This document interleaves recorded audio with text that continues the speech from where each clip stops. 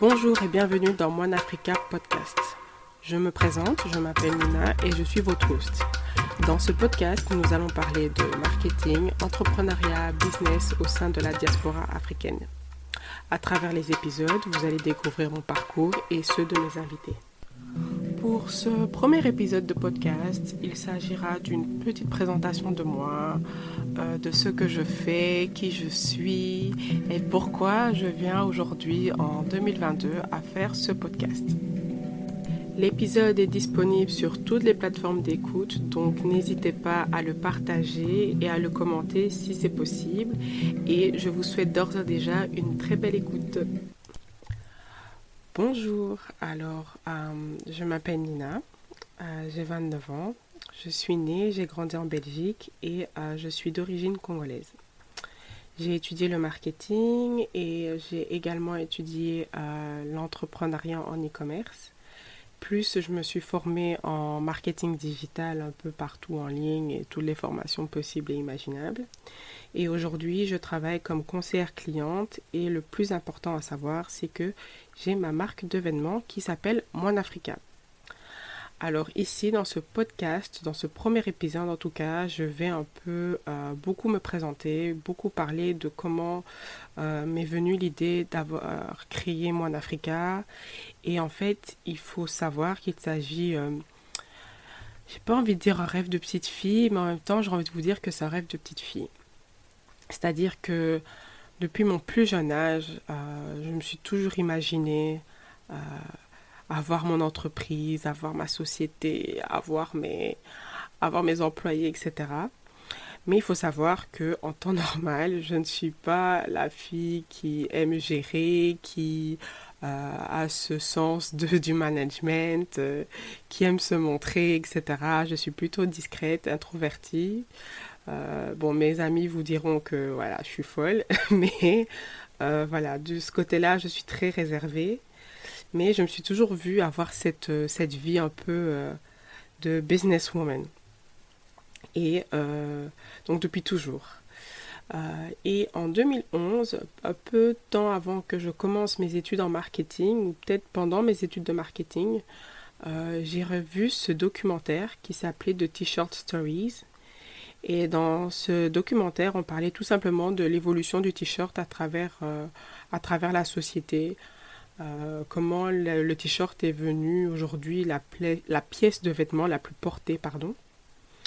Et ça m'a fascinée parce que je me suis dit, bah ouais en fait, parce que le t-shirt, on en a tous et je peux faire quelque chose avec. Donc, je fais mes études en marketing, j'ai toujours cette idée-là en tête, mais je ne développe rien. Donc, j'ai commencé mes études en marketing, j'avais 18 ans. Euh, Imaginez-vous, à 18 ans, la personne que vous étiez, etc. J'avais pas du tout en tête, j'avais pas du tout cette discipline, ce mental, ce mindset de créer une ligne de vêtements à cet âge-là. Donc, je fais mes études, tout se passe bien, je vis ma meilleure vie, j'ai mon diplôme. Et qu'est-ce que je dois faire maintenant? Bah, c'est trouver du travail. Mais j'avais été en stage et le stage m'a un peu dégoûté, ouais, ça m'a un peu dégoûté d'aller travailler juste après les études. Donc j'ai voulu faire un master. Mais le master m'a dégoûté parce que je comprenais rien, c'était du bourrage de crâne. Enfin voilà, je m'ennuyais beaucoup, donc j'ai pas fait long feu à ce master-là. Donc j'ai décidé de trouver du travail. On m'a pas dit que ça allait être difficile de trouver du travail, surtout quand on est noir, on va pas se mentir. On a des refus par-ci par-là. Puis au départ, on ne sait pas du tout comment se présenter, il faut le dire. C'est pas seulement ma couleur de peau, mais on ne sait pas du tout se présenter en entreprise. On nous a pas vraiment, en tout cas, j'ai pas vraiment le souvenir qu'on m'ait appris comment rédiger un bon CV, comment bien me présenter à des entretiens, etc. Donc du coup, je faisais beaucoup de fautes, beaucoup d'erreurs et j'arrivais pas à avoir les jobs que je voulais. Ensuite, par dépit, je sais pas si c'est vraiment du dépit, j'ai eu cette occasion de partir à Lisbonne pour ma première expérience professionnelle. Et à Lisbonne, j'ai travaillé dans un service clientèle et j'ai travaillé pour Azos. Sans savoir, je débutais ma carrière dans le service clientèle, dans le service clientèle, pardon, dans le service client, pardon, excusez-moi.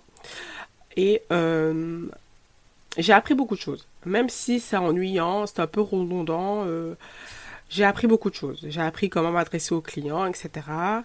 Ensuite, Lisbonne, bah voilà, c'est au Portugal, il y a le soleil, il fait pas si froid que ça. Franchement, c'était plus une expérience de vie qu'une expérience professionnelle. Donc le contrat a duré 1 année, mais moi j'ai fait 6 mois. En Belgique, je suis rentrée et j'ai également travaillé comme conseillère cliente pour une grande entreprise de télécommunications en Belgique. Ensuite, j'ai travaillé pour un fournisseur d'énergie. Et là aussi, j'ai pas fait long feu, trop d'absence. Donc, on m'a gentiment demandé de partir. Ensuite, j'ai commencé en 2018. Donc là, on est déjà en 2018. Donc, il y a 4 ans, 2018-2019, j'entame ma formation en entrepreneur en e-commerce. Là, vraiment, j'ai commencé ce dont j'ai toujours voulu faire. J'étais un peu plus mature, on va dire. Et donc, j'ai travaillé tout le long de cette formation sur le développement de ma marque de vêtements. Donc, c'est là que j'ai eu l'idée, je me suis vraiment concentrée, pardon, sur comment développer ma marque.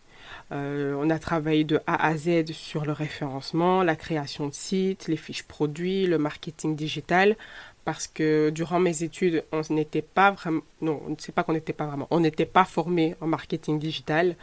À côté, j'ai fait moi-même des formations par-ci par-là, comme je l'ai expliqué, de marketing digital, parce qu'on ne nous l'avait pas du tout appris. J'ai dû présenter mon travail de fin d'études, qui était donc ma ligne de vêtements, ma marque, sous forme de projet e-commerce.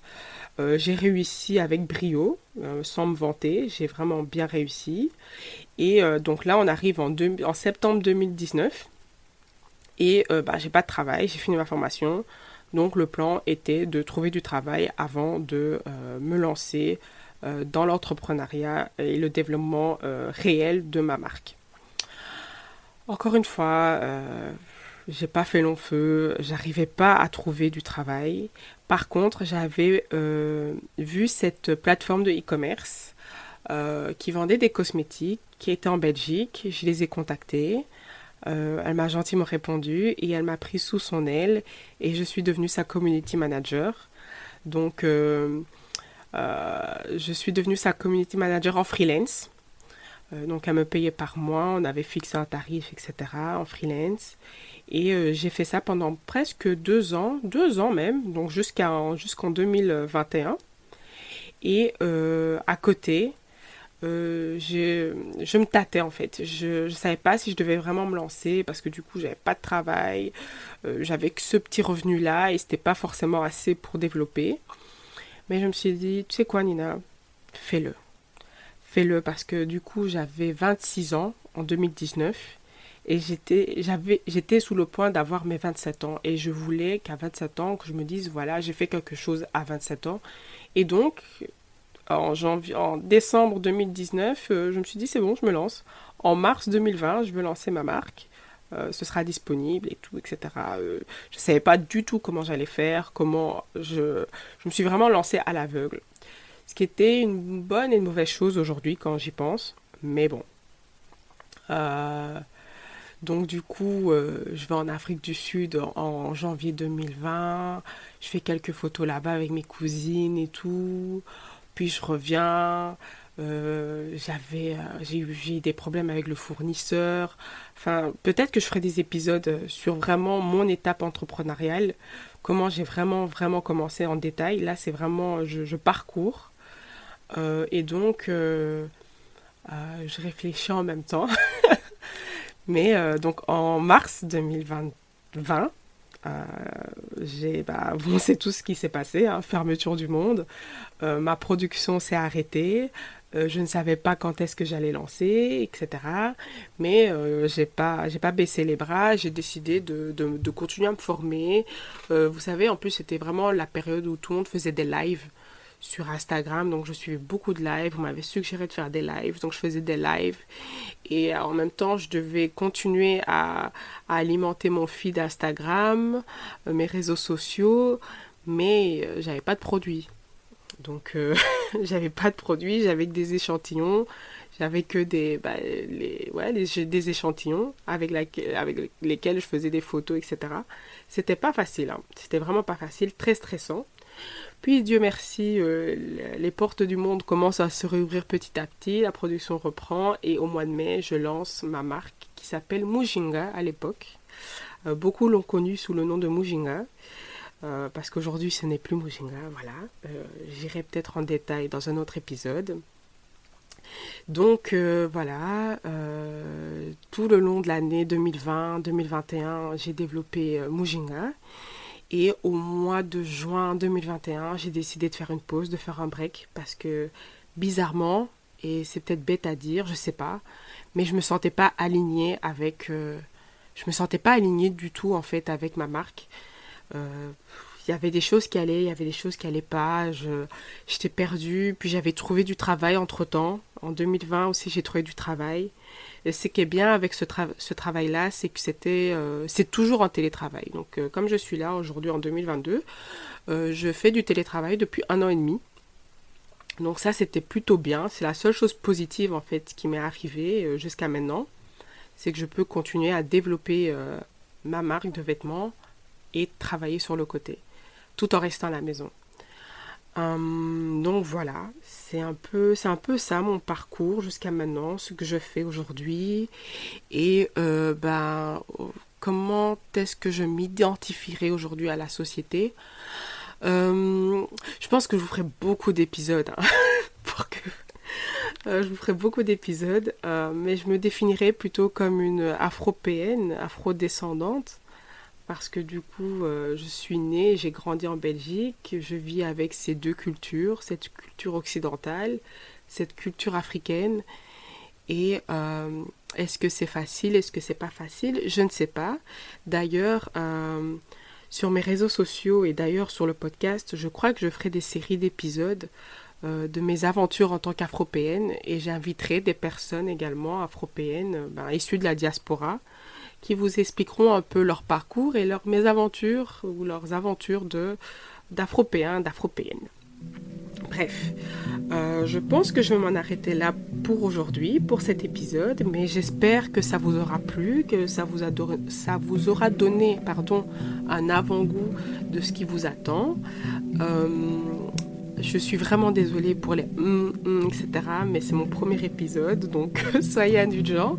Je me suis vraiment lancée à l'aveugle, sans notes, etc.